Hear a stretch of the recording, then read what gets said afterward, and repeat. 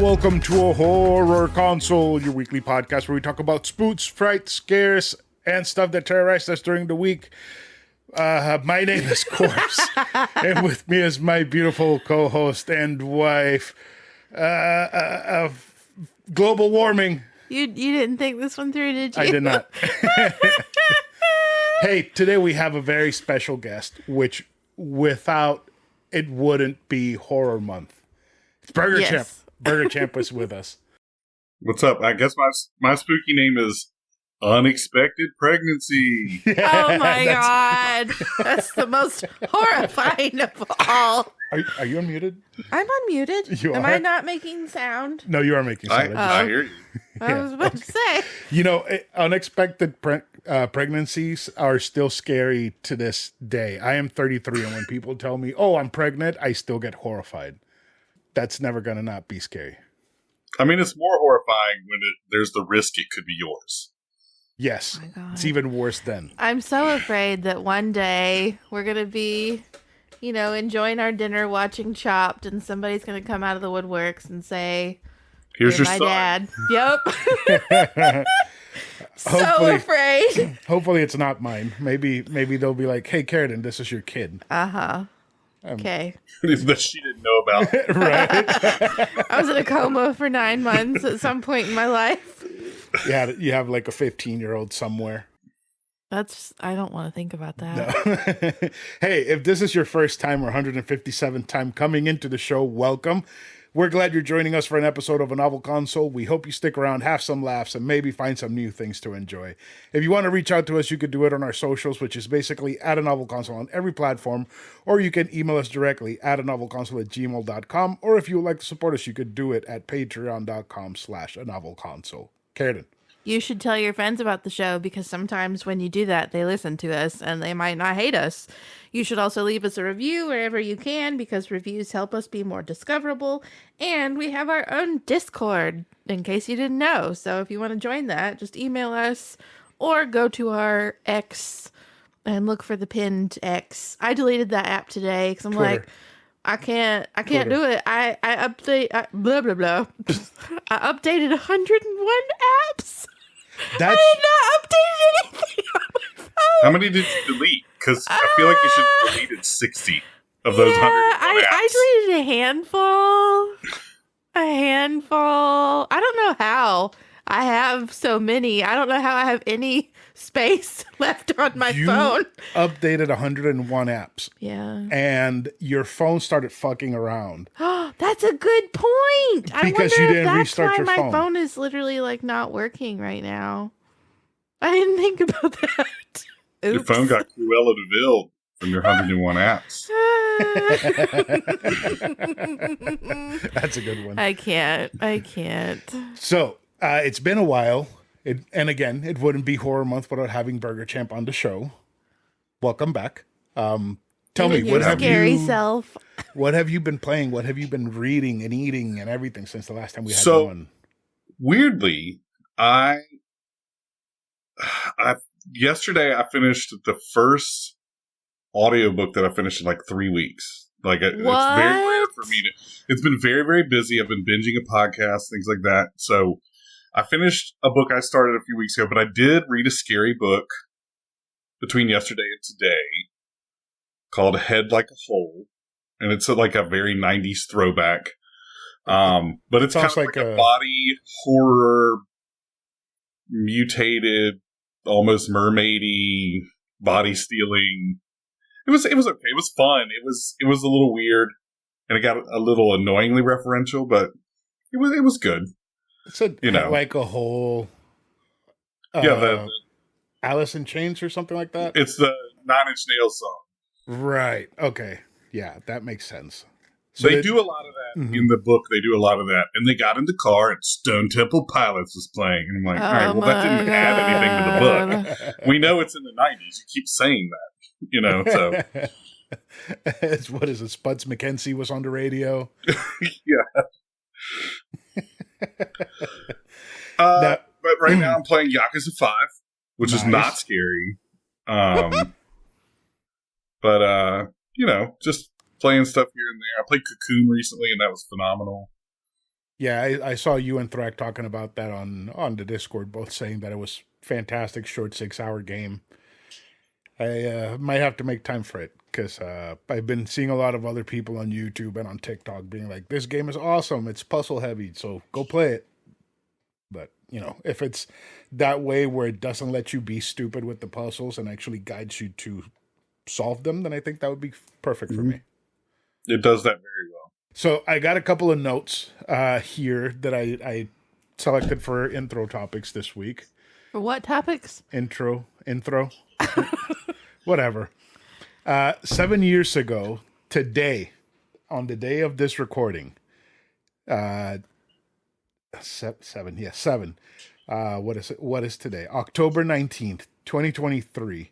7 years ago, the Switch was announced. For the Really? first time. Yeah. Ooh. So spooky. Super spooky. I do remember that being like your first big purchase after we started dating. Right. I remember. It feels that. like it's been out longer than that, though. Right.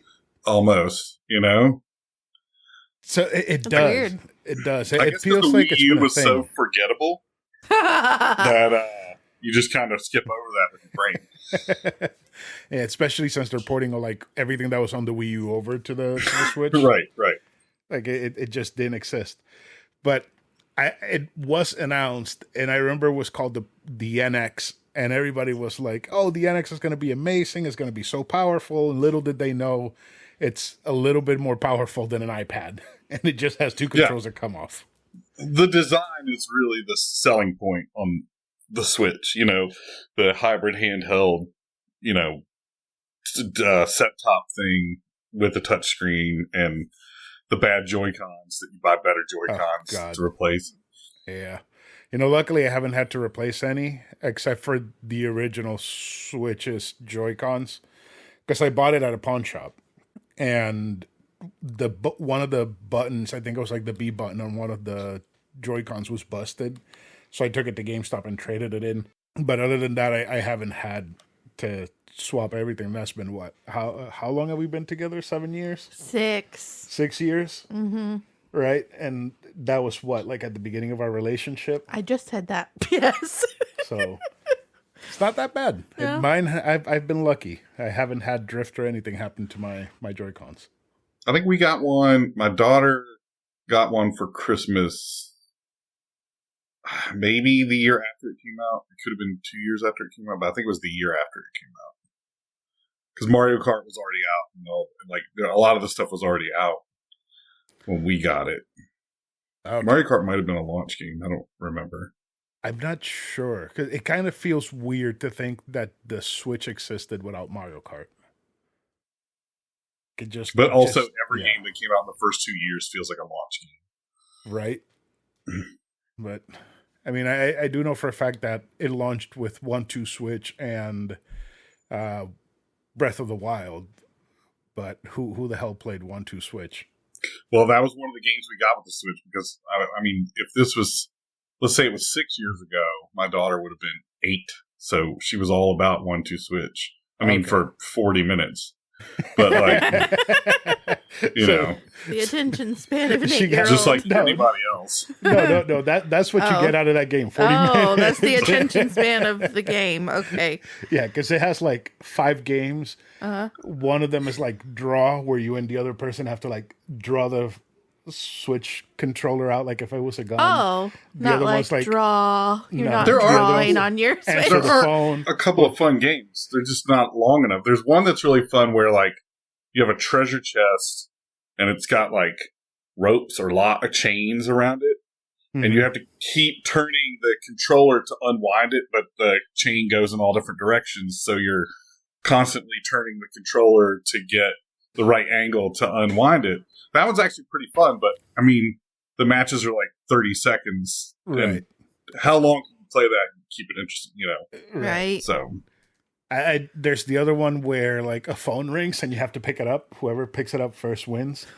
The one that I found the stupidest was Eat the Sandwich, where you just have one of the Joy-Cons has a sensor in it, and you put it up to your mouth, and it registers you opening and closing your mouth like if you were eating the sandwich, and whoever does it the fastest wins. It's super stupid. That's so weird. It's a tech demo for Right. Yeah, I think there's It's like one. WarioWare, but the games are too long. Right, because WarioWare is quick and snappy. I think there was also another one where you're milking a cow, so you have to like find a sweet spot on the Joy-Con to squeeze and pull. Yeah, yeah, that is one of them. Yeah, it's super Okay. fucking weird. Interesting. Yeah, because they It's really wanted weird. they wanted to show off like the 3D vibration and the haptics feedback on the Joy-Cons. Uh-huh. And I guess it works, but who cares? We did That's a strange. surprising amount of real life cow milking on field trips when I was in like elementary school. I am proud to say I have never touched a cow at all. Never. My grandfather had a cattle farm growing up. Like, it wasn't a dairy farm, so like there wasn't a lot of milking going on. But I was involved in the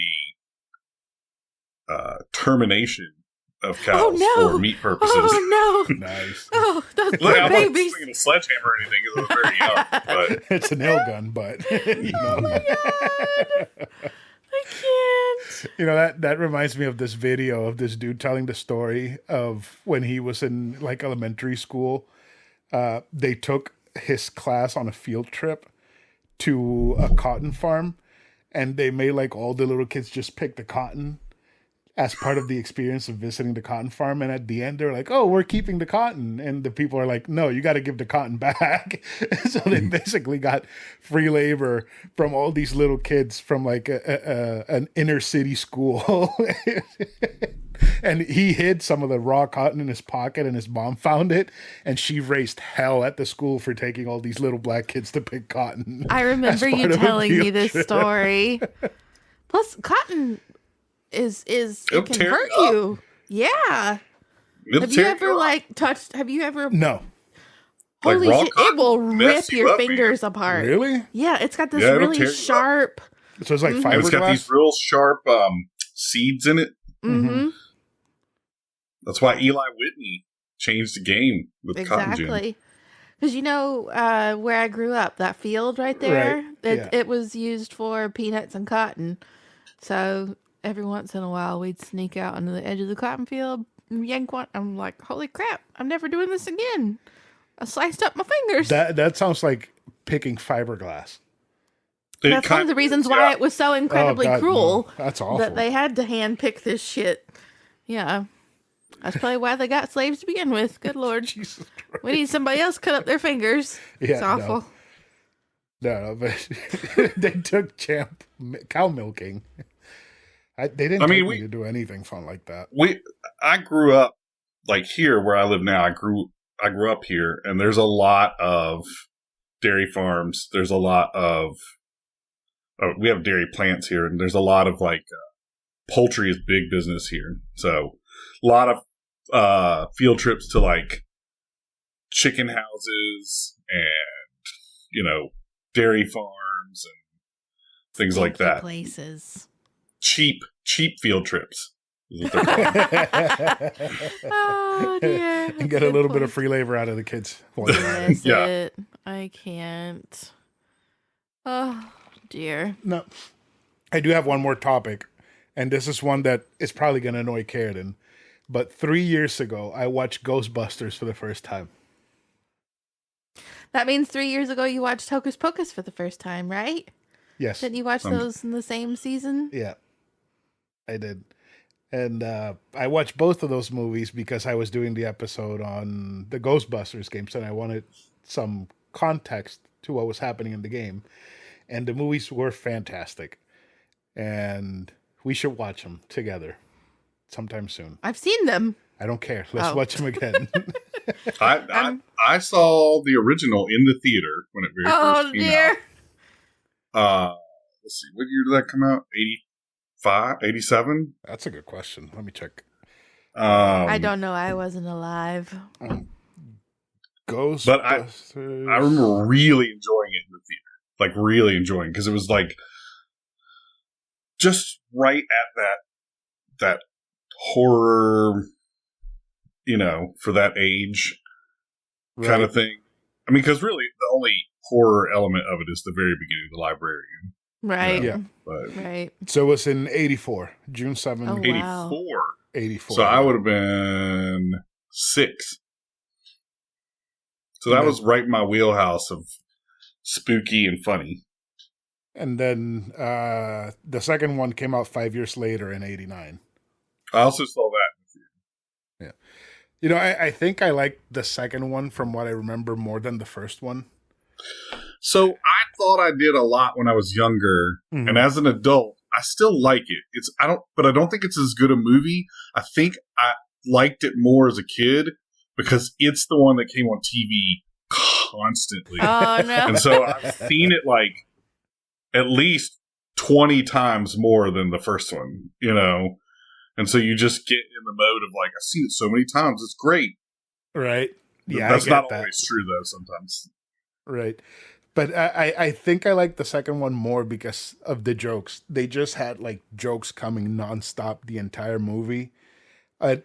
Not like in the first one. The first one, they had their jokes, but it wasn't like a constant barrage. And I feel like the jokes in the second one were a bit more solid and they landed better than. Well, and the second one's got Peter McNichol is fantastic in the second one. He's the curator guy that's curating the Vigo exhibit. Right. And he's fantastic in that one. And it's got that Bobby Brown song that's so good. Wasn't he also the curator in that episode of Frasier where Frasier buys a bogus painting? Are you thinking of this just because we watched that episode? I think it might be night? the same person. I think it might What's be. the actor's name? What was the actor's name again? Peter McNichol.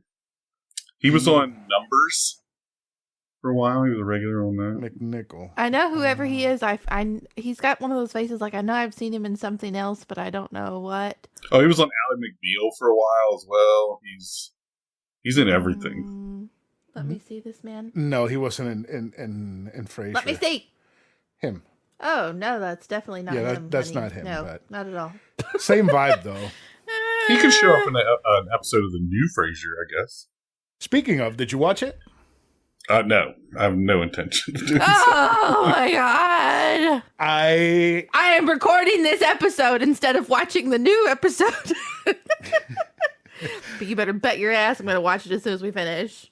I gotta say, it's not bad. It's not bad. I was fully prepared for it to be horrible. Yep. But I it just is feel like not bad. It's completely unnecessary. I mean, it is. No, it's just not. like every other remake or reboot or It continuation makes me after the fact. happy. But I feel like especially the first episode is very solid. Yeah, it's a really, really good first episode. If nothing else, I highly recommend that everyone just watch that episode. Yeah, just the first episode. The second one, it's like a run of the mill forgettable Frasier episode, but the first one is very solid. The things that I've heard is that it just kind of, and these are from like reviewers that have watched the first 6 episodes or whatever, and they say it just falls into becoming just a generic sitcom, because Frasier, the original Frasier, was so much more than just a like rote sitcom, Right. It was much more than something like Friends or Big Bang Theory or something dumb like that. Like it was so much more than that, and that this one just kind of starts to fall into those same rhythms of something like Friends or I don't think it's see that happening. Big Bang Theory. Yeah, I mean, I would be disappointed if it did fall into like one of those run of the mills, by the numbers, formulaic, sitcoms. Because the first episode, even though like the first half of the first episode is very sitcom-y, the second half is very, very good. It gets serious and it goes into a place where I didn't think Frasier would go. Because nothing like that happened in the original series, right? Except for whenever Marty got serious about getting shot. Yeah, I mean, there were serious moments here and there. So what I wonder is since Frasier's back, he's back in Boston now, right? Mm-hmm. When are they going to start rolling in the Cheers cameos? I know, right? And I figured Lilith would kind of play in a lot more unless she left Boston, especially since Freddie's still there. I don't know. Like, I was almost kind of hoping for a Frasier and Lilith, like, real rekindling. I love Lilith. I can't. I mean, I love her in general. We did she's a wonderful group watch the other night of The Faculty, and I forgot that BB Newirth is in that altogether. She's like She's principal of the school. Really? The Faculty, yeah, with Usher. So that now you can, right? you know, you draw that line that Usher and BB Newirth are in the same movie together. Pretty cool. That's kind of wild. Have you watched The Faculty, Karen? No. I think you would stand it. I think you would. It's fun, but it's bad. It's fun. Oh. It's a fun watch, but it's bad. Why is it bad? So it's like these space lugs start taking over the bodies of the faculty of a college. It's a high school in it's a high school. Ohio. Yeah. Okay. So probably the same and high Usher's school that on the Threck went football to. team. Yeah, and so the only way to fight them is to get them to snort caffeine, basically. And Josh Hartnett is the drug dealer that is selling everybody. He has really bad hair. And Famke Janssen is one of the teachers, and they try and make her look all nerdy, but she's like one of the hottest people on earth, and it's impossible to make her look. We should rewatch the movie because I remember the scene of the rewatch. I've never watched. I want to rewatch it because I remember watching it on not Cinemax. What's the other one? The shitty one. Showtime? Yes. I remember watching it on Showtime, and all I remember is the scene where the lady or somebody's taking a shower and like their hair is falling off and stuff. And wasn't there like a scene where somebody was peeling their own skin off and it looked really Elijah terrible? Wood is in it? Yeah, Elijah Wood's one of the main characters. What? Oh yeah, it's got a ton of people in it that you recognize. Like, dear. I mean, it's got what's her face from Fast and the Furious. What Vin the Diesel's actual fuck? Oh yeah. What the fuck? Yeah. What the fuck? I don't think I would be able to watch this movie. It's super terrible with terrible effects. It's a cringy, campy movie. There's some real like 1998 CGI in this. It is fun though. Why does Elijah look like he's about to stab somebody with a pin? Who? Elijah. Let me see. Oh, he's about to stab somebody with drugs. Okay. Caffeine drugs. We should. They call the drug in the movie. The drug is called scat. I see a Patreon episode. The fucking t-shirt with the long sleeve underneath. I know. I dress so here's like the that. Fun Shut fact up. about it that I didn't realize until we rewatched it the other night. It's written by Kevin Williamson, the creator of Scream. Okay. And it's directed by Robert Rodriguez. Oh, okay. That explains a lot. That is awesome. So it's, the director of Spy Kids and Machete, Desperado, and fucking the Book of Boba Fett. We should definitely watch that movie. I don't even remember. I couldn't have been more than 11 years old when I watched that movie. I mean, I'm fairly certain this is the role that got Elijah Wood the Lord of the Rings role. Oh, probably. Most likely. Because what had he done before that? Like kid stuff? I mean, I see he done a bunch Usher of now. stuff, like The Good Son with Macaulay Culkin and, right. he done some good stuff. Garden. Yeah, Usher is barely in it, but he was so big at the time. Like, Poor you could BB. market the whole movie around Usher being in there. Wow. I think that was like the biggest thing. And if I remember correctly, when you looked the movie up in Showtime on DirecTV, like the first person that was named in the credits was like Usher.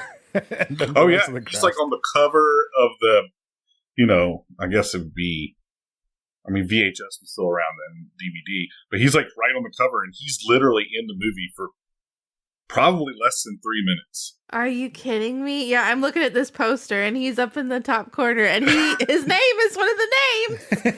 He's Oh, barely bless him. in it. He's barely in it. Because the whole thing is like the core characters are the only one. It's like Invasion of the Body Snatchers.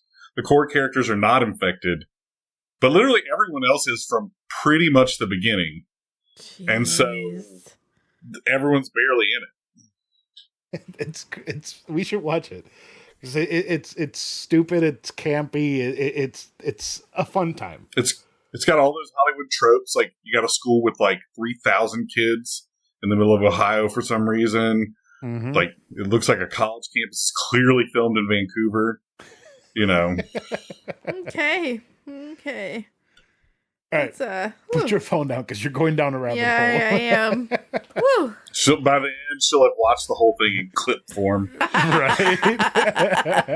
Oh dear, maybe we can do that this weekend since we have nothing don't going have on. Plans for once. We got to figure out where to. Oh, we could probably rent it on Amazon or something. I mean, I'm sure I'll figure out how to Actually, stream it. PlayStation now has their own video streaming service. So if you're part of the PlayStation Plus, like the highest tier, you get it for free, and you get like a set of movies for free, and I think that's one of them. So we can. Well, why wouldn't it be? I mean, it's, you know. So it's actually on Peacock, which we have, and Paramount It's on Plus. Paramount Plus, yeah. Mm-hmm. And Fubo. Fubo, yes. The Granted, fuck you have is all a those USA fucking annoying ads. USA streaming. We got Peacock and Paramount. We can watch it. Okay. And the Roku channel. I mean, you got all kinds of options. Well, that Right. means we can watch it in bed at night, and I can freak out, and you'll have to touch me while I'm sleeping for once. We'll have to move the TV because I won't be able to hold my shoulder up the entire time to watch it. I'm sorry, that bedroom TV is not set up for your viewing pleasure. No, it's only set up on your side of the bed, so I would have to put. It's because you don't watch TV. I don't. You just got Anyway. it mounted on the ceiling, man. Just looking straight down. See, Our ceilings are so high, it would be too far it'd be away. like, it'd be like It's 10 a feet little away from the rinky-dink, bed. like 20-something inch TV. Well, you gotta hang it on some cables from the ceiling. Let Then. it like hang. I die. Picture I it die. hanging from the cables and the fan blowing it, and it's swinging and getting It's just into a swaying fight with back the. and forth. It'll be like fucking Beyblades, the TV and the fan just like smacking each other. It'll be like IMAX, you know? It's my just God. moving around, you know? Ah. Oh man! All right, are we ready to get into book talk and talk tombs?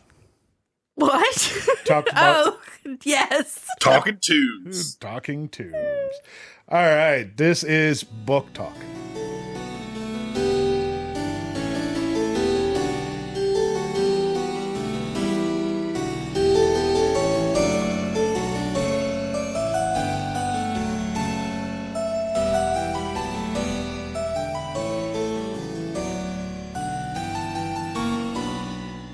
This week's book is Tombs by Junji Ito, a collection of stories that may or may not involve tombs. Yay. Some of them very much involve tunes. Yes, very much so. Did you like this one more than Suichi? I liked it a lot more than Suichi. It's still not my favorite. There were a couple that kind of turned me off. I think it's my But- favorite. Really? Did you like I it don't- more than Fragments of Horror? Fragments of Horror was good, but I feel like the storytelling on this one was better. How'd you feel, Champ? I think there are a couple of real standouts in this one. Yeah. And then there are a couple that are just like, and I have the list here so I can follow along with you as we go, but Okay, good. there were a couple that were just like, all right, well, that was something. The, You know, the last one I made me hope, feel I like hope that. that we can agree on the number one. Just what the fuck just happened? Like, why is this a thing? I hope we have the same opinion about one Okay. story. I hope. All right. Okay, shall we go through it chronologically? We can, As yeah, we let's have do it in before. order. Yes. Okay. Wait. Before we start, did you read Soichi Champ? I have not read Suichi. I've read Suichi stories in other Right. collections, but I haven't read the book that's specifically Soichi. Okay, do you remember, or have you read the one with the falling billboard onto the cousin? Nope. No? Okay, I know we read that story in one of them. I just don't remember which one it was, and I don't want to go reread. I'll figure it out. I'll Google it one day, and I just keep thinking about it, and I haven't Googled it. Yeah, right? Okay, we ready? Why are you telling me to... Oh. Bless you. Okay, anyway, so with Tombs, we jump right into Tombs, the story. It kind of irritates me when the story is the first one and not the last one. I feel like this would have been such a solid ending. It would have been. But this is a good opener, though. Because one thing about this book is it's got some pretty long ones in it. Like, comparatively. Yes. And this one is like the exact length that you want a story to be. And I thought this one was super cool. I did too. Like, I really like this one. This one was definitely one of my favorites because, I don't know, there was more suspense, I think. I feel like this one and the second one, for me, were like solid stories. And they just made me want to keep wanting to read the rest of it. I read it all today because work was super slow. And I was super slow and didn't give it to you till today. Right. Well, and I read this a couple weeks. It's funny because when Chris sent me the list, I was like, oh, I just read Tombs. And I read it basically in one sitting. That's pretty easy read. Yeah. And I like this one because it unfolds really slowly. Mm-hmm. Like, you don't really know what's going on.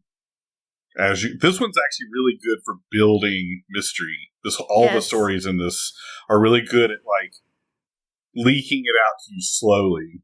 And this one was really cool with the rules of the Tombs. Mm-hmm. Mm-hmm. Like everything has its own rules, and I love the designs of what happens when you move a body. Like, it's so neat. It's so neat. It was not at all what I expected because I feel like not only is Junji Ito predictable, but he gets more and more predictable the more you read. But I didn't really know where he was going with this, and I was actually very surprised by how they looked.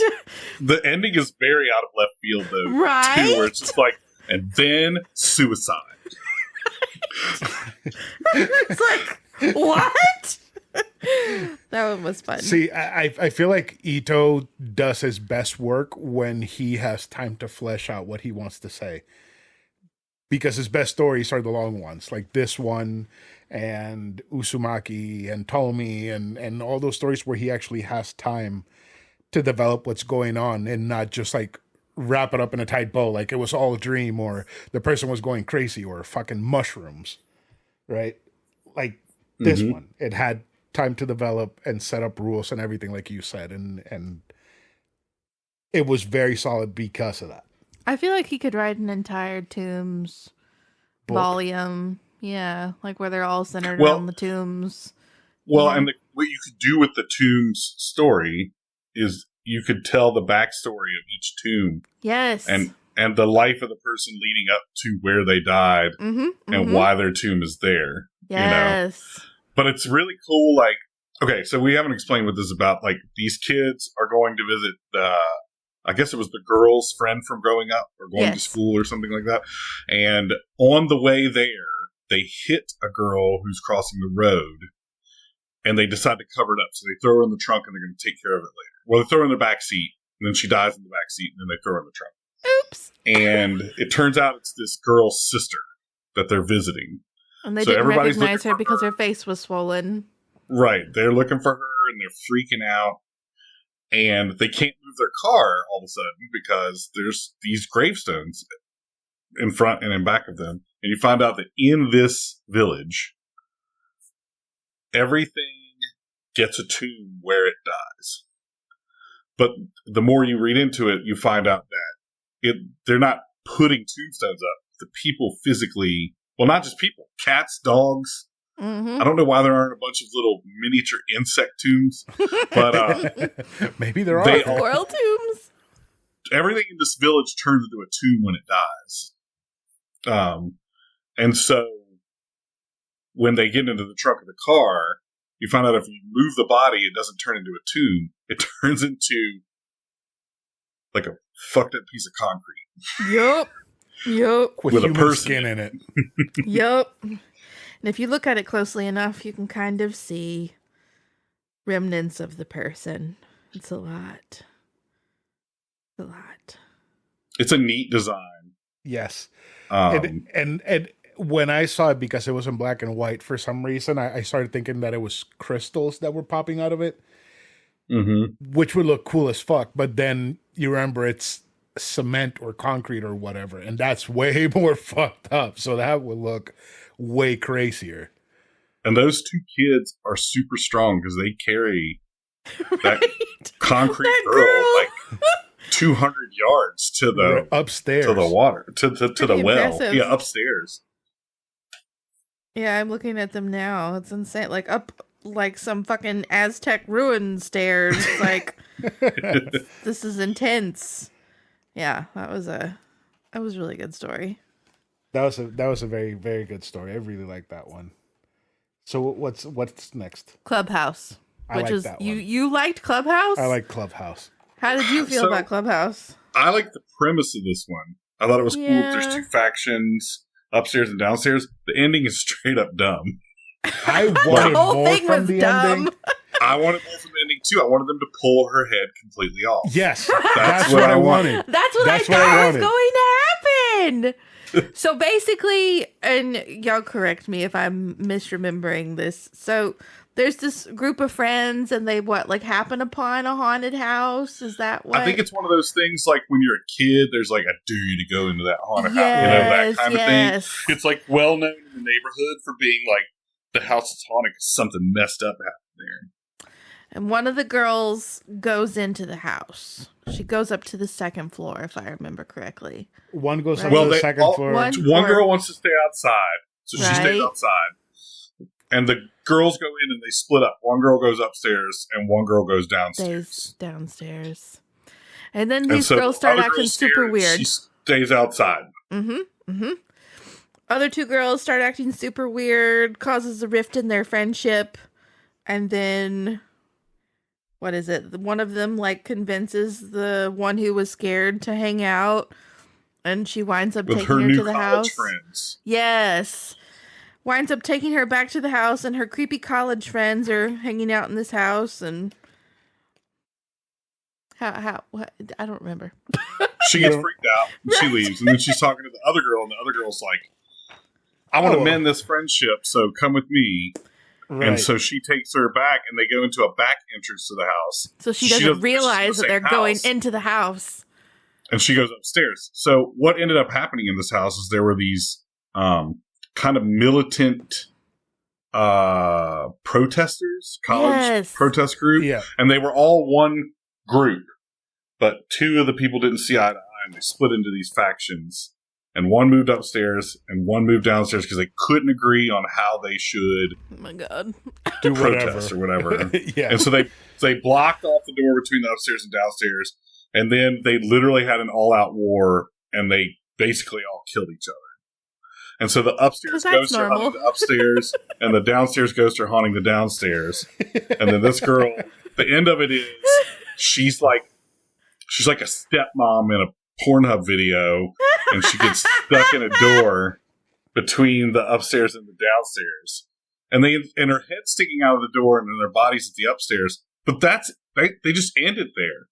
Exactly. Like she gets stuck in the door, and they're like, "Well," and then that's just the end of the story. I honestly thought she would get decapitated, and they'd be like, Right. "Oh, I yeah, really you wanted- came to our side," and one just kept the I body, really one wanted kept the them to head. start pulling her legs, and the other side's pulling her head, and they just pull her in half, like pull her head off. That's what I Right. wanted. That's what I thought was going to happen too. That's what I wanted. I thought it was so stupid. This is not the one that I thought was like the ultimate stupidity. But So that's the other Stupid thing one. Yeah, go ahead. Junji Ito is usually very good about the people that get the bad things that happen to them in the story are usually people that earned that thing. And in this story, the one girl that didn't do anything is the one that gets the worst end of the deal. it was so awful. Bless her. Oh gosh. Is Slugs the next one? Yeah, Slug Girl is the next one. This one was so fucking So stupid. fucking goofy. I loved it. The best thing about this one is the designs. The designs are way cool in this one. That's so true. How about you explain what happens in So- this one since you loved it so much? This girl's tongue starts feeling heavy, and she starts staying home from school, and eventually her tongue turns into a slug. And she would cut it off and cut it off and cut it off, and it would grow back each time she would cut it off. So her parents hated slugs because their yard was always damp and covered in slugs. So they decide to get rid of it. They try to pour salt down her throat for the slug to die. They do a whole bunch of stuff and nothing works. And like at the end of the day, they're like, all right, let's fill up the bathtub. Let's submerge the girl in here and that'll kill the slug. Yeah, So- let's That's get logic. $300 worth of salt to fill up this bathtub with. And they submerge her, and she's under the salt for hours. And then eventually they're like, okay, let's maybe get her out. And they reach in and they pull out her clothes. They're like, where the fuck is she? And then they manage to find her and pull her out, and all they pull out is her head. They're like, oh no, her body dissolved. No, it just shrank. So she has like a little tiny body attached to her neck. And it didn't kill the slug. The slug just grew bigger, and it just went out into the backyard. And it But has what I like about it is the slug basically becomes a snail, right. and Yes. her head Is is the the shell shell. of the Yes. snail. She's even got like that perfect curl to her hair that makes it look Yep, like yep. It's a a really snail cool design. shell. Right. Yeah. And like it says, read that one panel that says about the sad look. And if anyone comes near the shell, it stares at them sadly. I love that shit so much. Yeah. So, yep. Hmm. Oh, that story was great. I love that one. So next, we have The Window Next Door. So this one is about a family that moves to a new town, and they notice that the house, or the kid primarily, I think, notices that the house next door only has one window, and it is conveniently a window right across from the child's bedroom. Yay! Like, oh, no one lives there, and well, no, it was that you can No, sometimes they see a keep talking about shadow. somebody lives there, Yeah. but nobody You ever can see a sees them. shadow, but you Right. never see the person. And then, oh boy, this poor little This boy. is basically the ending for all of those ads you see with like hot older women in your area. Oh my you know, god!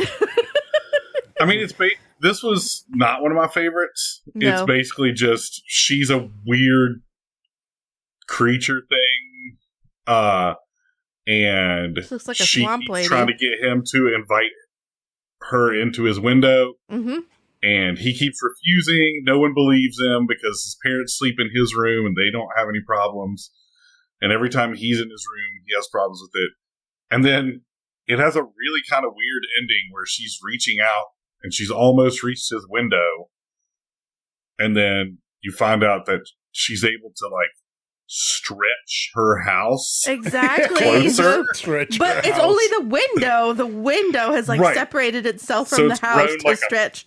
Like a Yes. hole or something. Yes, You know, I did appreciate that it's the very kids, short.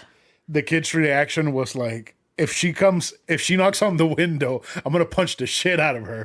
So he just like squares up and stays like that all night. I was like, yeah, that's something I would do. Oh gosh! I don't Bless remember. his little Does the heart. family move out in the end? Or They talk like, about moving they- out. Right, they go outside and they see that, like, clearly there's a tumor on the side of the house. We're but talking I didn't about remember moving if it- somewhere else right now. That's the literal last. Yeah, that one was really short compared to Yeah, that one was the very rest short. of the stories, and this one was only The like next 10 one pages. is the one with the sea monster. Oh my god. Washed ashore. I like that one. What? Yeah. I really like that one. What? Yes, I liked it. Did you like this one, Burger Champ? Which one is this? This is the one with the giant sea slug thing with the bodies inside of it. Oh, and it keeps consuming people. Uh-huh. And then they cut it open and the girl's like, oh, it's my lost fiance. And then he like starts attacking them. Yeah, all the bodies start coming out. Uh-huh. I mean, I didn't love this one. The designs are Yeah. super cool in this one. Yeah, like the sea slug fishes thing and looks cool. Yeah. And as they reveal the bodies, it looks cool, but not a lot happens in it per se. Yeah. It's, I don't know. I definitely zoned out quite a lot in this one. I had some Gyo flashbacks. See, the part that I like about it is when they cut the bodies out, and it kind of implies that the main character of the story and the girl, every time they had that nightmare, they were seeing through the people inside the monster.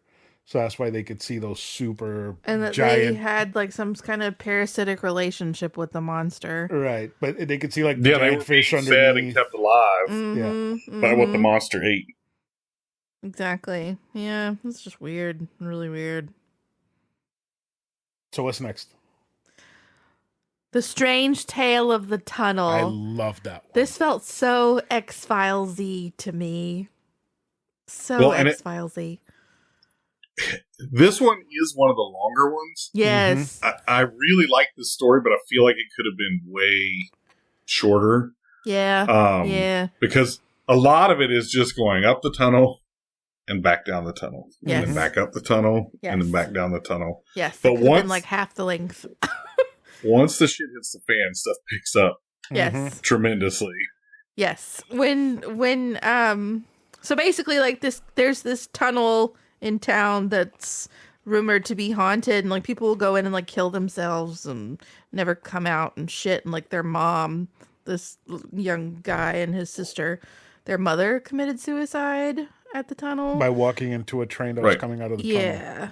Yeah, it's an old train tunnel. Yeah. Yes. And one day little sister goes missing, and it turned no, hold on. No. Friends. The dad goes missing. The Right? dad goes. No, okay, so The friends are wanting to go Into snooping the around tunnel. in the tunnel and they before find anybody his goes sister missing, in the right? tunnel. Right? What? No? What? What? Yeah, the kids go into the tunnel and start messing around Yes. initially. Right. And they And then find the the little dad sister in goes, the sister becomes obsessed with finding the mom in the tunnel. right. So she goes to look for him, and then the dad goes to look for her, and the sister comes back, but the dad, but dad never does not. Exactly. And so then the sister becomes more obsessed with it, and they find out the brother gets a call from this rando that's like, "You found your sister in the tunnel," and then you find out that there's a scientific lab in the tunnel. The Cosmic it's Ray a- Observatory. Yeah, because there's a lot of cosmic rays going on in this. As soon tunnel. as I saw that laboratory, I thought both X-Files and Stranger Things. I don't know why. It's just I mean, there's labs could see for it. sure. yeah, definitely labs. There's But then kids the involved. ground starts inexplicably consuming people, Right? I'm like, what? and then ghosts are flying around. What? But then also the blood, like, Oh yeah, and there's blood dripping from the ceiling. But then when you find out what the blood is, that's way cool. Yeah. Like it's the bodies of the people crawling on the ceiling and stuff like that. right, yeah. right. I Um, forgot about that. So the kid moves away because he's an orphan. He gets put away with his aunt or something, and he comes back and as an adult and gets attacked by his sister, and then he starts sinking into the ground or whatever. It's just a lovely, lovely story. It is kind of cool, like seeing all the lab people getting sucked into the ground and the walls, and Mm-hmm. it's a lot. Let me see here. After 20 years, the tunnel looked even more repulsive. I can see them, all those familiar faces, and there's bodies flying all over the place. It's lovely. I like that one. That one was fun. Yeah. Okay. This is a really fucking weird one, but still not the one that really just made me be like, what the actual fuck? Why is this a thing? The bronze This might statue. be my favorite. Is this your really? That one was great. What? I really like this This I one did was not very good. dislike it by any means, but because you get to basically see some Real Housewives get all jacked Right. up. that was fun. That So what No, particular- I liked this one. This one was really cool. What's the story about Carradine? What's my name? Carradine? So there's this town where is it like the mayor is. It always starts with the town. Right? What does Yeah, it's the Junji Ito mayor. have against The towns? mayor and his Disappears. wife. Yes, the mayor disappears, and his wife has killed him. She idealizes herself and sees herself as this young woman when she's actually an old hag, and she has this gorgeous statue of when she was young in this Braunston Central Park area. And these housewives sit around and are like, oh, that old hag, her husband Well, there's a disappeared. statue of her and her husband, Yes. right? Like busts of them. Yes. His is sad. Hers is beautiful. His is an old fat man, which is what he was. Gosh, y'all, I'm really bad at this. But So then the women are all, there's a new woman in the neighborhood, and she Yes. brings her kid to the park to play. yes. And so all the little bickery housewives in the area are like, the statue bullshit. She's actually an old hag. And then the kids are like, yeah, but the statue's cool. It like talks to us. And they're like, And moms are like, you what? kids are all dumb. And then basically, you find out that there's a listening device and a speaker in the statue.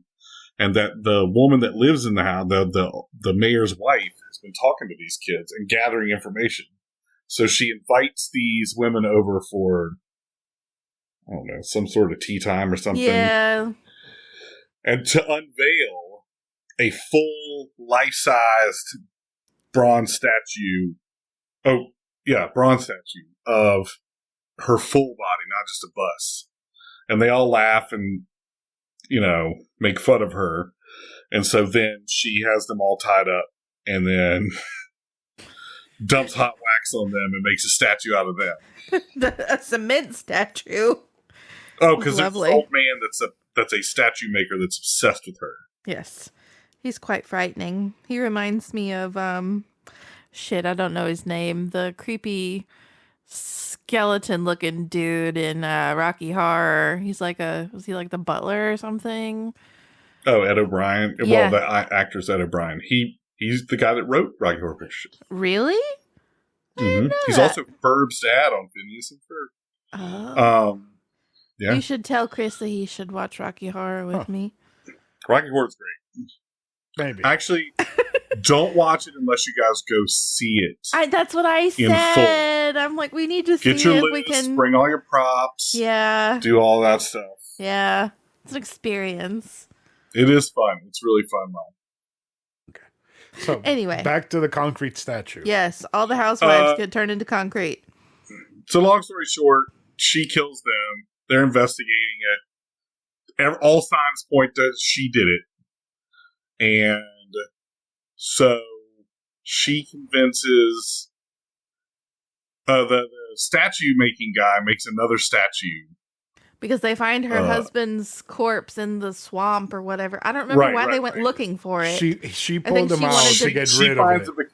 I know what it is. The statue of her husband starts talking to her. Right.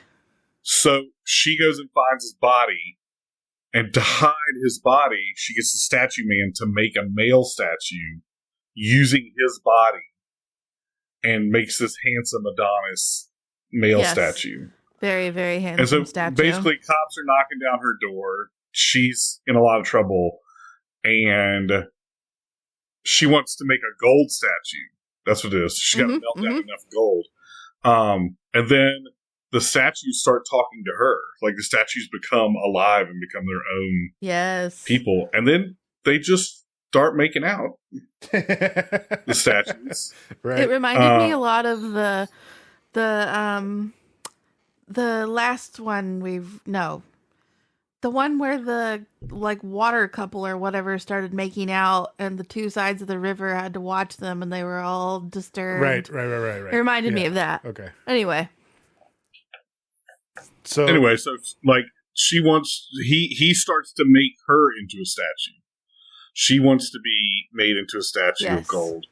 So he puts her in the wax, whatever, the wax mold or whatever.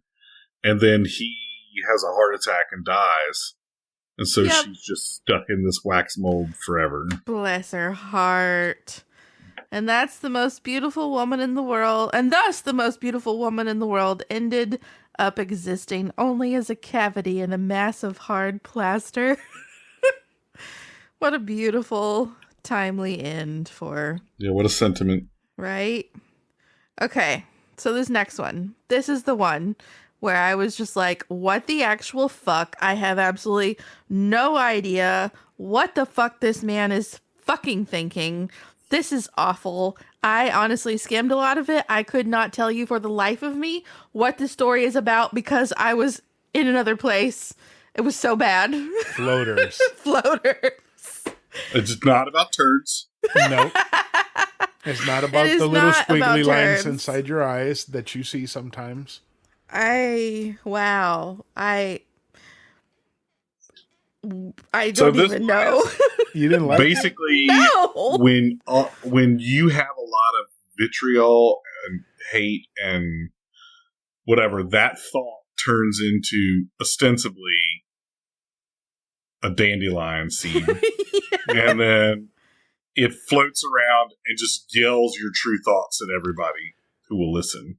Right. And then it's mostly about this kid that gets obsessed with Collecting them, right?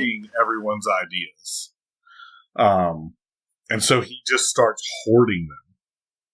Like just collecting them. It starts to happen to this one kid. He's just vomiting up these thoughts. And then it starts to happen to everyone. So the sky is filled with them. So people get obsessed with catching them. And this guy becomes the best one at catching them. And he catches the most. And he's filled up his whole room with them. And his mom cleans his room. She throws them all away. And, because the only way to get rid of them is to burn them. She just burns them all. Right. And then he gets so mad that he kills his mom. With a frying pan. With a frying pan. And then he just starts vomiting up these little dust mites. And they start admitting that he killed his mom. And so he's trying to catch them. And it kind of, they all know that he killed his mom because of these little dust mites or whatever. And that's kind of all. So his kind of like disappears. Nobody knows where it went. And then they find out in the school there's a tree that grew up that kind of looks like the dust mites. And that's when they land, it grows a tree. Yeah. And that's his dust mite. So it's screaming that he killed his mom the entire time that it's in the middle of the school. Yeah, the thing is that you say that's all that happens, but this story was fucking long. It was. It was awful. It was. And it's a so... lot. A lot of it is people vomiting. Yes. Yeah. And they reminded me of the little spirit thingies, little squiggly thingies in like in Spirited Away. Yes. Or not Spirited Away. One of them. My Neighbor Totoro. I haven't seen Totoro. The little dust spirits that live in the attic in the house and in My Neighbor Totoro look exactly like these. The little black squiggly thingies? Yeah, with little black squigglies with eyes. Yeah. See, I haven't seen Totoro, so are they also in Spirited Away? Maybe. There are some in Spirited Away when she's doing the cleaning the bathhouse or whatever. Okay. But My Neighbor Totoro, like when they move into the house, the kids start finding them. They scatter away every time they go in. I need to watch Totoro, but somebody won't watch it with me. No, I won't. I don't like Studio Ghibli's art style. But yeah, that story, like, I just started skipping panels. I'm like, I can't.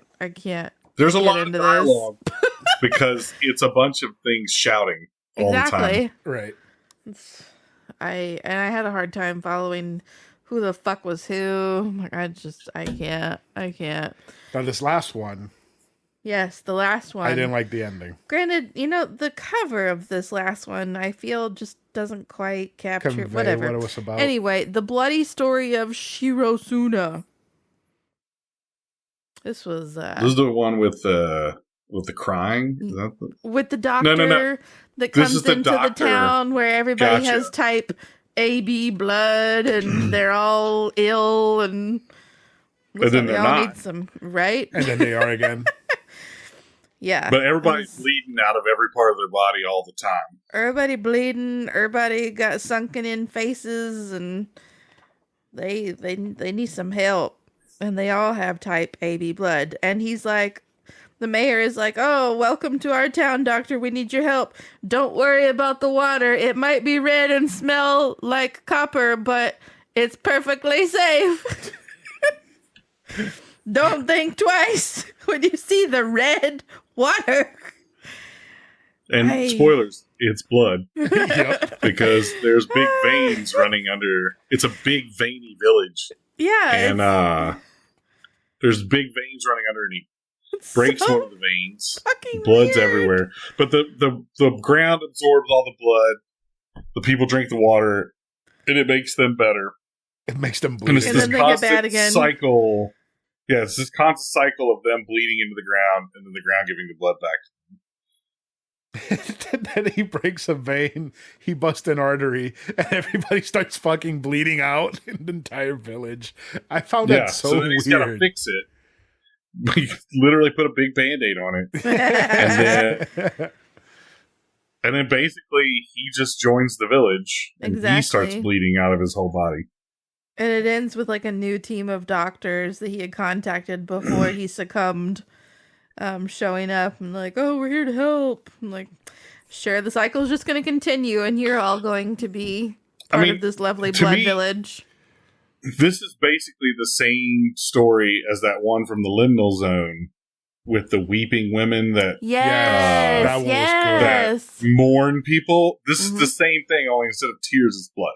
I Yeah. mean, it's the exact same story, only instead of tears, it's blood. And they don't leave the village. Yeah. And Right. see, I didn't make that connection while I was reading it, but I did feel like I had already read it. Just, I mean, obviously not the Yeah, exact it's kind same of the story, same story. but yeah, Yeah. it was very, very similar. Right. Oh boy. So, well, Karen, what did you think overall? I mean, I thought it was pretty good overall at first. I wanted to be a little stingy with my rating, mainly because this fucking floater story was right there at the end, and it soured my whole fucking impression of this damn book. But then I decided to really sit back and think, and I was like, okay, there are actually some really solid stories in here, especially in the beginning with the tombs. Like, I appreciated that he had built some intrigue there, and I didn't really know what was going to happen. I appreciated that it was not as immature as Suichi. I appreciated that it was not as predictable as some of his stories have been lately. Me, I think I'm just over Junji. You got one more book?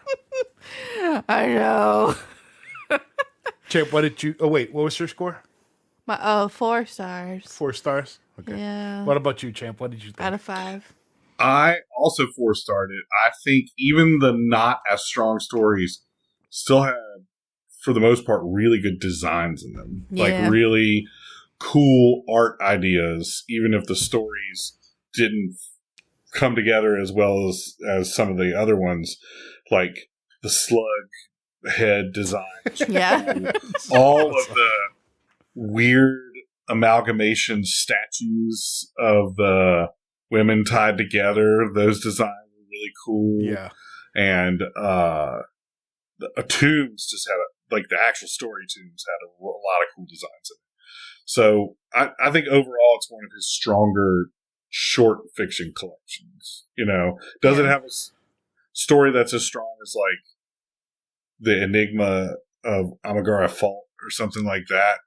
Probably no. Like some of his most famous, more classic stories.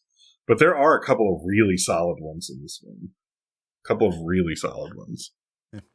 I think this is so far my favorite collection of short stories because I felt like every single story kind of had me like on the edge thinking what's going to happen next or what the payout is going to be. I don't think, even though Fragments of Horror was a better book, that it had me as hooked as this one did. So I think I'm doing 4.5 because the final story kind of like soured the whole experience. It was a soft note to end the book at, with the doctor just joining the village after he bled out. But you know, it was still a great time. Like I feel like it was worth it, especially since I read it in an afternoon. And there's no Suichi in it. I mean, that's a plus for you. Yeah. I'm okay if I never see Suichi again. Fuck Suichi. Let's see if I can find like a little Soichi plush or something. Oh, yeah. God. Send it to Carradine. Wonder if they make a Soichi. I know they make Junji Ito pop vinyls, so wonder if there's a Soichi one. Because there's an Uzumaki one with the spiral face lady. Let me see. Soichi Funko Pop. Oh, boy. I do not. There like is a Soichi no, Funko Pop. There's not. Yes, Oh, man. there You gotta is. grab that Let one. me see him. Look, there he is. Let me see. Does he wear his nails? It doesn't have them, but it's He doesn't have Soichi. nails, and it's not Suichi. Soichi Suji. What the fuck? Oh, he's got one of his little voodoo dolls. It Right. looks like he actually might have a nail in the other hand. I don't like that. I don't like that at all. No. Get that, put it right in next to the bed, Right? No. I have to see Soichi every time she wakes up. That's a hard no. take it out of the box, and just put it Oh, right wait, there next to the bed. No. Wait, here we go. Look at that with the nails Fuck in the mouth. that. Fuck that. Oh, that is perfect. No. Junji Ito Soichi. Wow. Yeah. With the candles. How much is it? It doesn't $30. matter. Oh, fuck no. $30. No, that's a meal. I'm Now you buying can that. get two for that price. Oh my Right. god. Ugh. All right. So that's it for book talk. Let's go ahead and get into some games and stuff.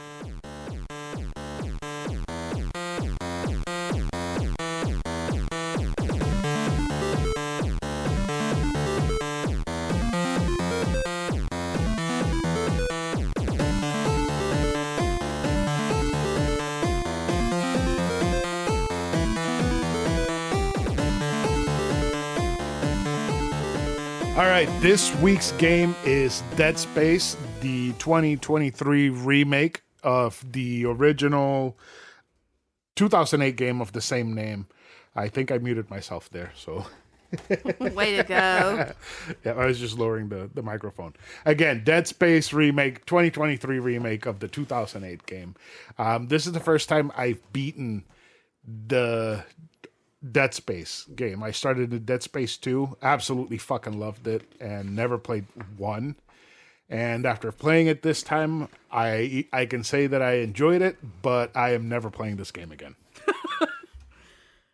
What about you, Champ? So I played the original. I got it on launch day. And played the original. Really liked it a lot. I think that this. I've not played 2, and I've played 3. I really like 2 a lot. 3 is not a bad game, but it doesn't feel like a Dead Space game. It has some really cool concepts because you can play it co-op. Yeah. And one person, like the 2 different people playing, will see different things. Like one person will start freaking out and see trippy stuff, but the other person is not seeing it at all. Right. So your partner might just start shooting at things that you don't think are there, but they're totally things that are there for him. Yeah. Yeah. And that's a really cool concept, but it definitely plays more like a traditional shooter than. Gears of War Judgment did that, but it did it in cutscenes where you would see Kate freaking out and Del is just like, the fuck are you doing? But I didn't know it did that in gameplay on Dead Space. Yeah, it did it. 3. It does it during the game. Like one player will see things the other player's not seeing. That is awesome. A lot of elevators in Dead Space 3, though. I really got to play that co-op because I played it single player when it came out and I liked it, but it didn't feel like a Dead Space game. And it's still, even in co-op, it doesn't feel like a Dead Space game, but it is not a bad game. It's almost more like a Lost Planet game. But yeah, 100%. So- Yeah, I see that. so I played the original, and I think this remake is better in pretty much every way than the original version. In the original version, Isaac doesn't talk. Mm-hmm. Like he's just a silent protagonist. So he's kind of a non-character. You know, his character is just built around what people say about him and to him. Yep. I like that this version makes the Ishimura just one big Metroidvania style Yes. area, whereas the original is just much more of a linear expedition. There's not a ton of actual backtracking because there's no short way to get back to anything else. Right. So it was really smart to make it work that way. And zero gravity works a lot better in this. They short up the controls on the meteor shooting. I hated the zero gravity. I cannot stress enough how much I hated it. You should play the original because it's so much worse than the original. Man. No, I'm good. I really, really liked this game. I liked how tense it was, the atmosphere, the story, the characters, the story of Dead Space itself, having the marker be like what causes everything, to me is incredibly fascinating. And I feel like it's done perfectly well in this game. But I feel like even though it's a complete, fully fleshed out game where I spent I don't know how many hours in, I feel like this just feels like a precursor for 2. It feels like an appetizer for the sequel. I don't know if I'm... Well, and the newer version feels a little more like that because they're approaching it from the aspect of already knowing that there is a sequel. Right. So there are some things that they kind of truncate, but there are some things that they go more in depth about as well. But I agree that even in the original, you just felt like you were scratching the surface that they were going to make this a franchise. And I don't even know that when they made it, because they didn't know whether it was going to be a success or not. And when it was, I'm not even sure that they really intended to make Isaac the center of everything throughout the series. Right. But I do think the twist, and I don't know how spoilery, we want to get here, but I do think the twist is done in a much better way in the remake than it was in the original. I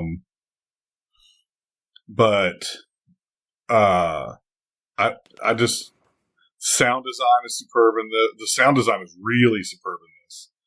And I just think it's way better in every way than the original version. Karen, what do you want to say? Why are you making faces and noises? Are you muted? No. Okay. What? You're having like a fucking issue back there on your own. What? I'm sorry. Well, I was just flipping through and it was talking about the Church of Unitology and unitologists and a 6-part series to becoming a unitologist, and I'm looking at the designs of this church and I'm like, man, this is some Prometheus shit. And then I get to this thing. A necromorph? Yeah. So that would be your favorite part of the game. The whole concept behind necromorphs is to differentiate it and make it different from other shooters. Well, actually, it goes beyond that. When they designed this, because the guy that designed it he's designed a lot of games, like big, prolific games in the past, and he also made Callisto Protocol most recently. But the guy that loved it. Loved that. The guy that designed the original Dead Space, Glenn Scoville, wanted to focus on the fact that Isaac is not a soldier. Right. He's an engineer. And so he's not going to have a gun. There's no reason for him to have a gun. Doesn't make sense. So you use tools in this game. You use a plasma cutter. So they wanted to make that with the light. Okay. Yeah, I right. saw that. And so they want to make that make sense. So the enemies in this game aren't enemies that you can just shoot until they die. Well, you can shoot them until they die, but it's not efficient. You can't headshot them or anything like that. You have to dismember them. The only way they can die is you have to dismember them. So you have to cut off limbs, and that's how you kill the enemies in this game. So it's a lot of just dismembering, and then you can get these powers where you can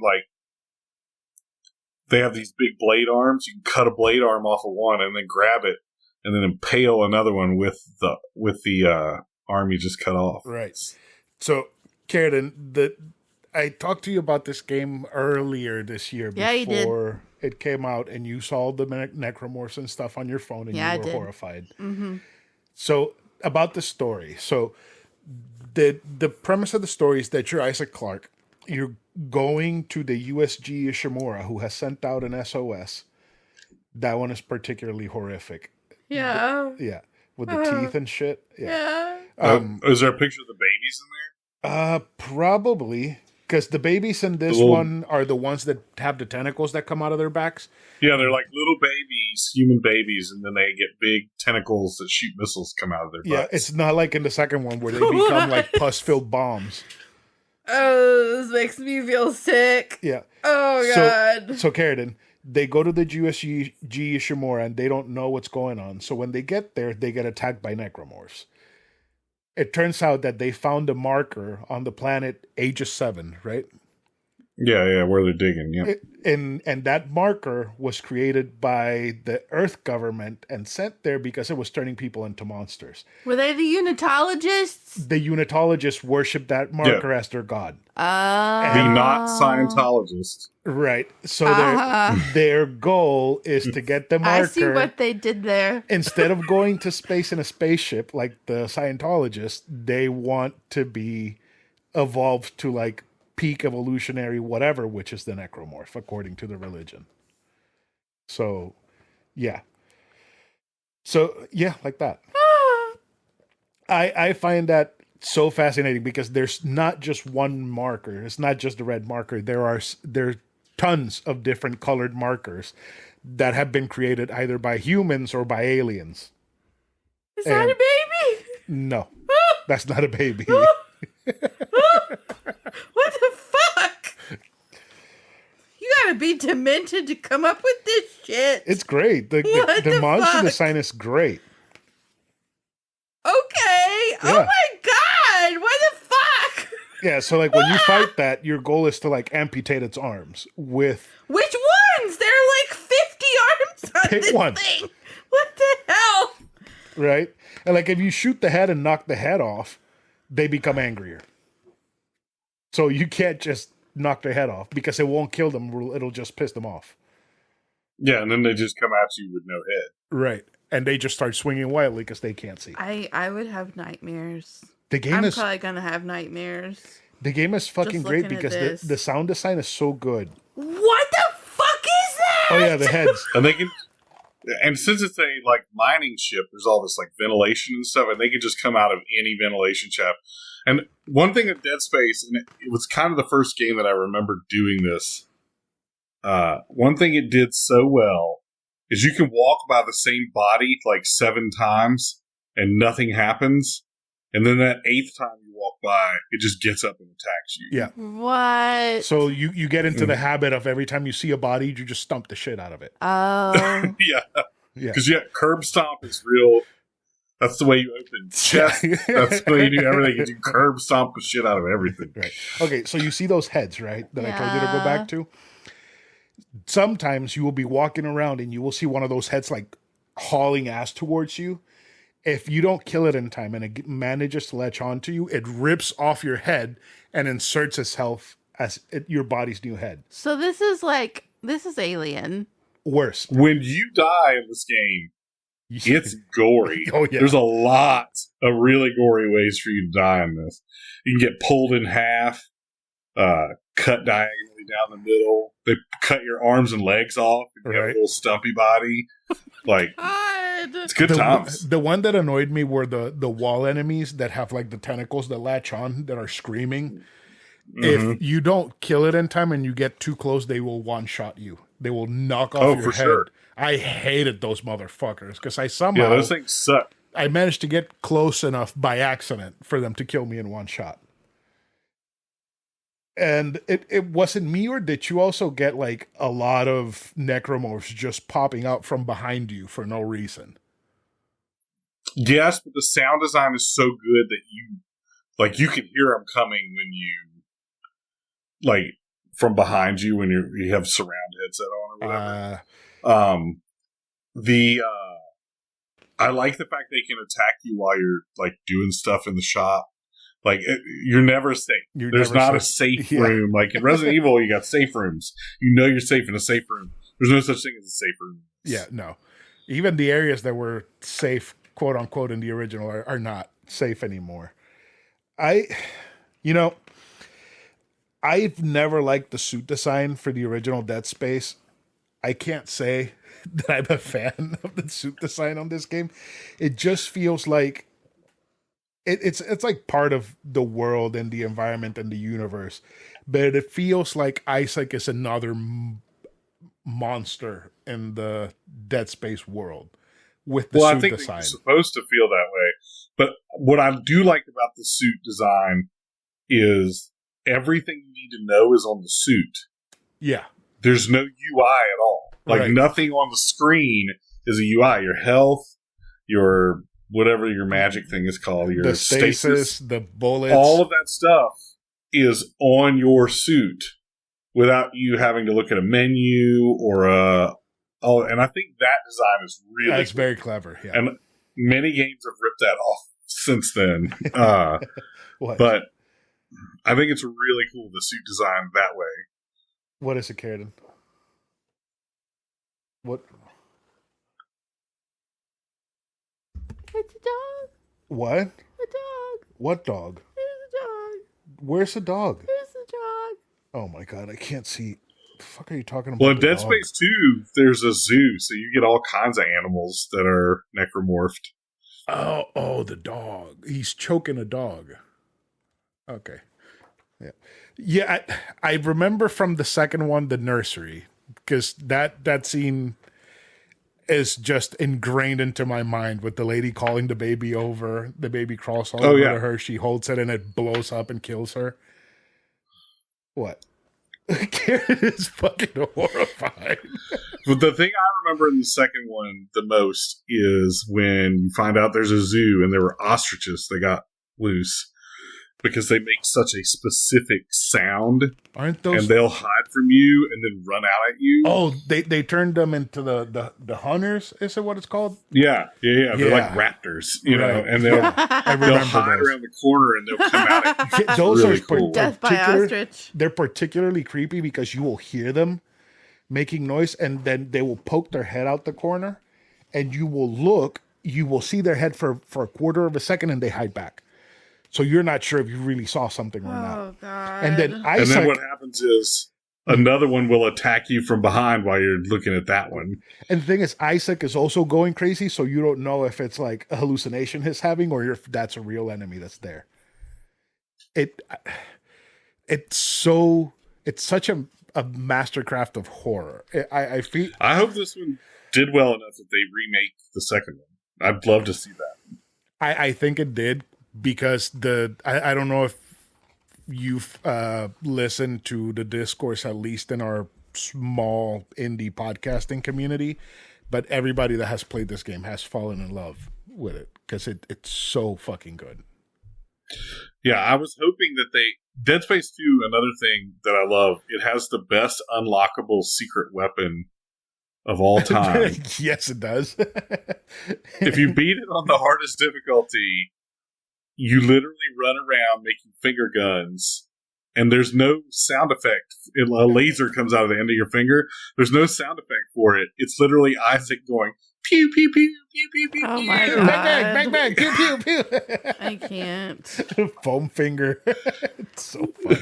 So I think I asked this when you had me look up those horrifying images the first time you told me about this, but is this very heavily inspired by Alien or like I mean, does- for do sure, all- the ship design Oh, yeah. is, The- you know, Yeah. it's on a definitely looks working like it. industrial ship. It's Mhm. kind of a virusy kind of thing, Mhm. Right, you know.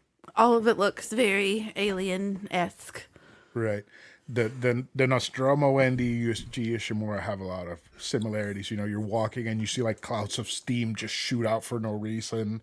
You know, there's I mean, lots of but- ventilation shaft. It's Good luck yeah. finding any sort of space horror Yeah, after that's Alien. also what I was That's thinking. not Yeah, that's not very directly alien. inspired by Alien. Yeah, You know, yeah. The, Ugh. the thing is, here you can fight back. And the way that you fight back is by surgically removing the limbs. In Aliens, you either shoot until they're dead or you die. You're probably Or gonna you set them die, on fire. Or you They set don't them on like fire. fire. or you get impregnated.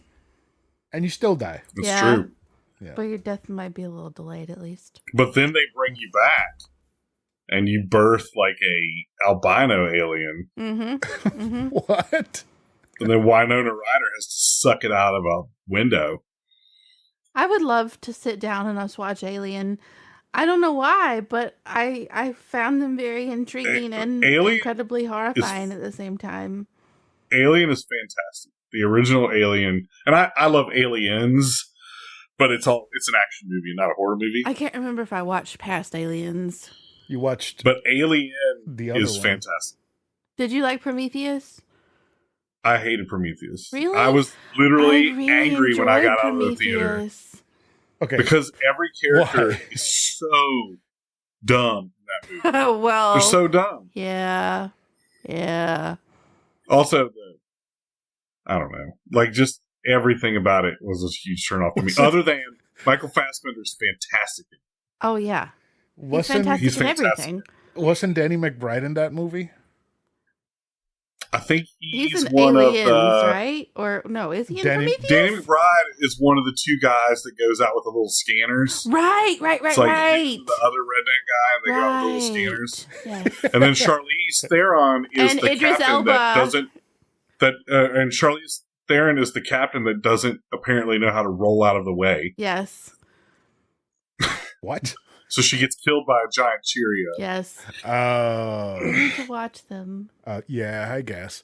You know, I really wanted to. in the daylight. I didn't know that we were going to do Dead Space. I did want to do it for this month, but I didn't. We hadn't committed to Etovania yet, so I wanted you to read the comics for Dead Space. Yeah, I remember you saying that. Because, Hubby, I don't think I can do that. and I think, I just think the lore is very interesting, and I think that you would appreciate the lore, just not what comes attached to I the think lore. that stuff is too grotesque for me. Because also the You can- animated movies are very good. Both of them are very, very good. But they are still gory. Oh yeah, they're very fucking gory. I still don't know how, because I have one of them, but I watched both of them on Spike TV way back when they came out, and they played like the entire movies, no censoring, no nothing. I still don't And know I have how to they say, got it through. there's a couple of side games. Dead Space Extraction is one of them. The first which person originally shooter? came out. Yeah. Well, no, it's like a rail Yeah. shooter. It came out for PS3 originally for the Move, PlayStation Move, and then it came Right. out for Wii. And actually, the iOS Dead Space game was weirdly really good. Huh. Like, there's no way to play it anymore, I'm sure, No, but probably it was not. actually pretty good. Interesting. Well, so like Fruit Ninja, but Dead Space. So you're like slicing limbs. I mean, off it's with a your finger. full on it's a full on shooter for sure, like a third person shooter. Mhm. I played it on an iPod Touch Oh, What? long ago. back when those existed. Yeah, Wow. That's crazy. iPod Touch. Right? What's an iPod? Oh my god, I've forgotten at this point. fucking Jeez. Zoomers. But I like you said, I want the sequel very bad because I really like the sequel. This game to me, like, it was great, but like the final boss was, you know, a giant fucking towering monster that you just had to shoot a couple of limbs off, and then that's it. You run into the ship, Yeah, they you did- escape. they didn't really change the final boss is exactly the same as it is in the original. They do change a couple of boss fights. The boss fights, like the ones where you have to fight the thing that's attached to the ship, Oh, that and like that whole set piece blow was it out great. into space. Yeah. That's totally different from the way that it is in the original. Like a lot of that stuff outside where you have to use the turrets and Mhm. stuff wasn't really much of anything in the original game Okay. that I remember. I mean, I haven't played it since 2008, so No, I basically just streamlined the game. I like started and just kept going towards the end. I know that I found a bunch of like audio logs that told me it's like, hey, we're down here in like the armory. Come help us. There's these monsters trying to get in. Mm-hmm. And I never did those. Did you do any of those? I did all of the side quests, all the side missions, all the everything. I found a money glitch, so I maxed out every weapon, my armor, all of the everything. So, yeah, I did all of it. Some of them are just go here, experience this, but some of them are actually like give you a lot of flavor text and a lot of background and stuff like that, especially like some of the stuff you do in medbay and stuff like that, is where you find out how the infection started to spread across the ship and like the first cases of people being infected. And then, you start to, a lot of those side missions are mostly what you're doing them for is getting nodes and things like that. Mm-hmm.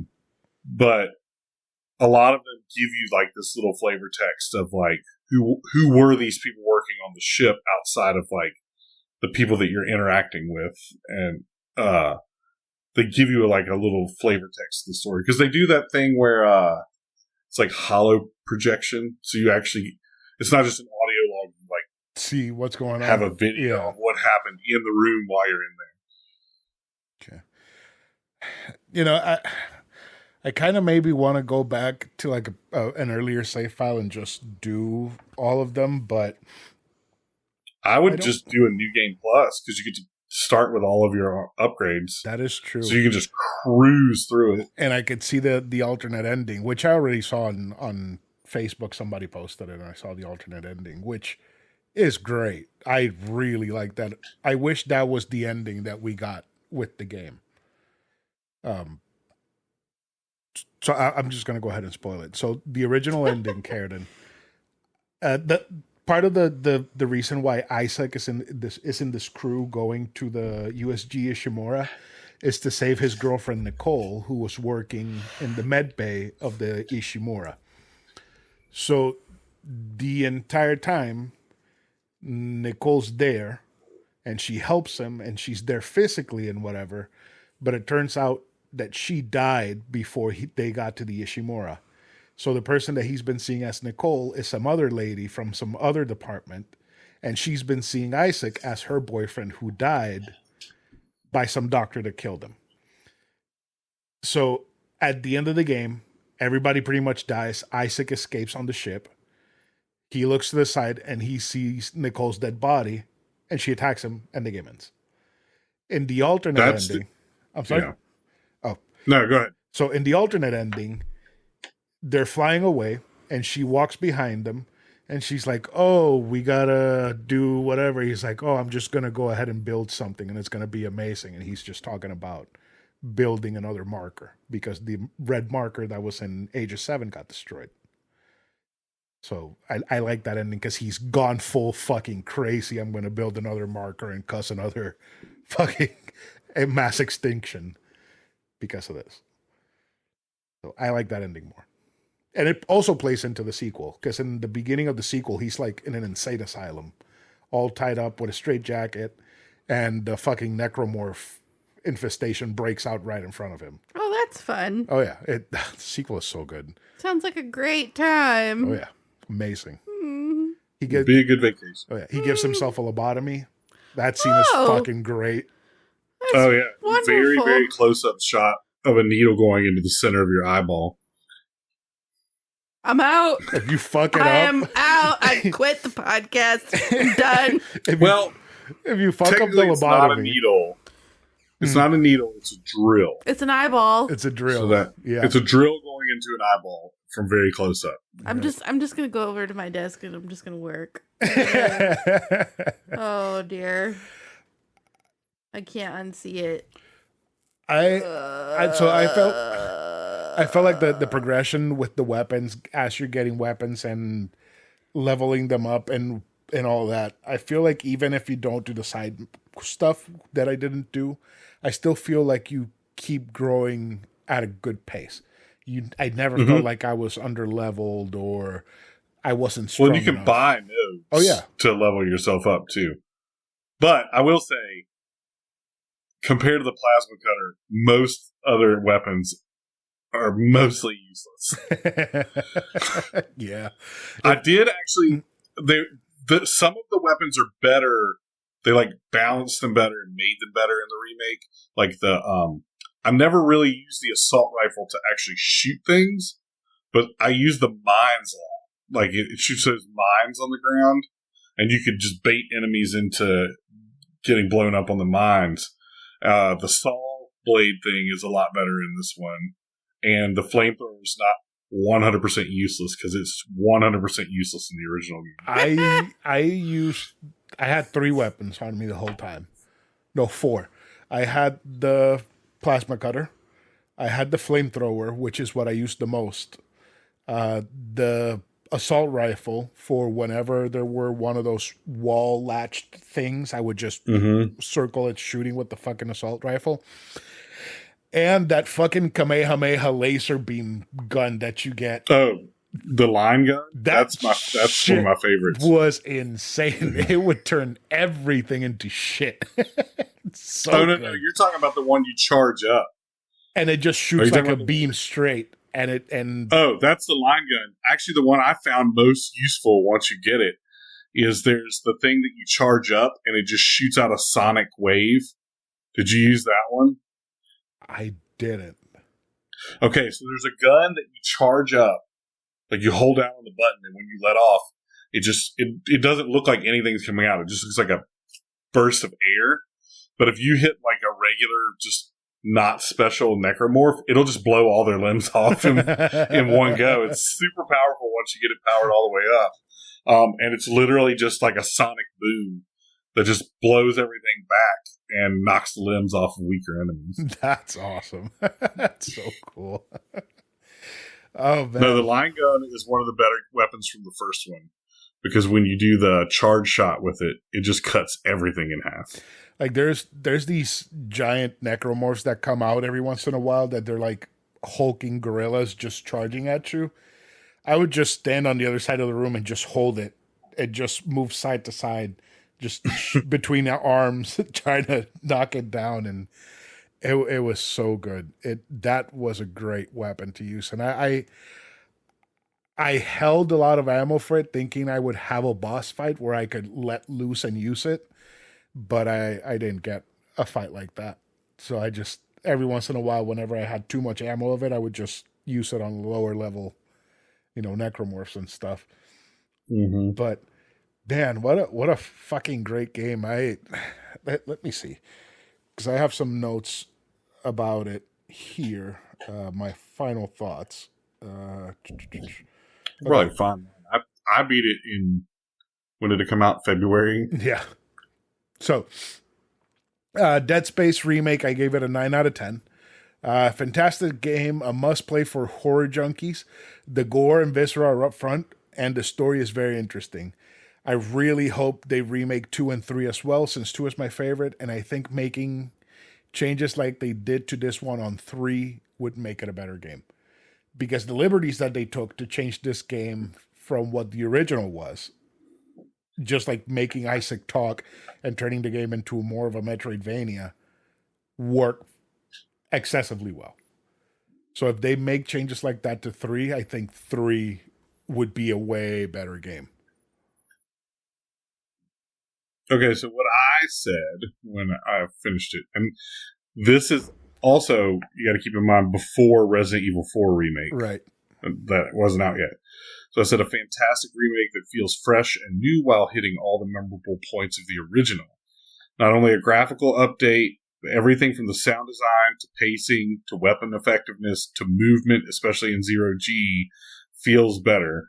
I 100% recommend if you've never played the original or if you haven't played it in a long time. One of the best remakes of all time. Yep. I agree. I think this year we got 2 of the best remakes of all time. We got 4 and this one.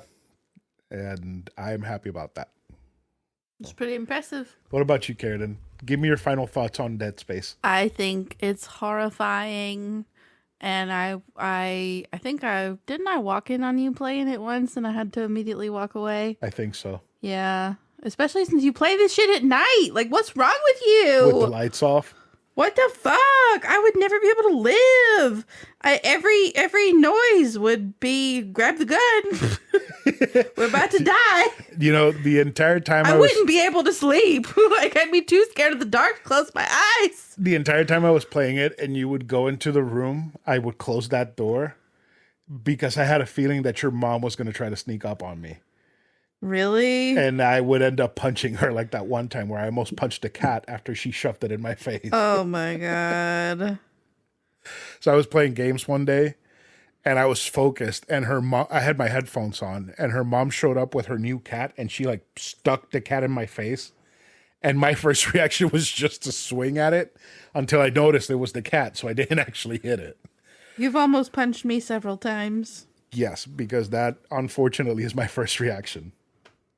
It is, yes. Yeah. I give this game 1 out of 10 stars because it's too scary. 9 out of 10. What about you, champ? Yeah, that's right. A 9 out of 10. Right. Hopefully we get 2 because I am a big fan of 2. I like the suit design in 2 a lot more than the suit design for this game. They actually had a lot more. I mean, they didn't do anything different, but they had a lot more alternative suit designs in this one than they did in the original one. Yeah.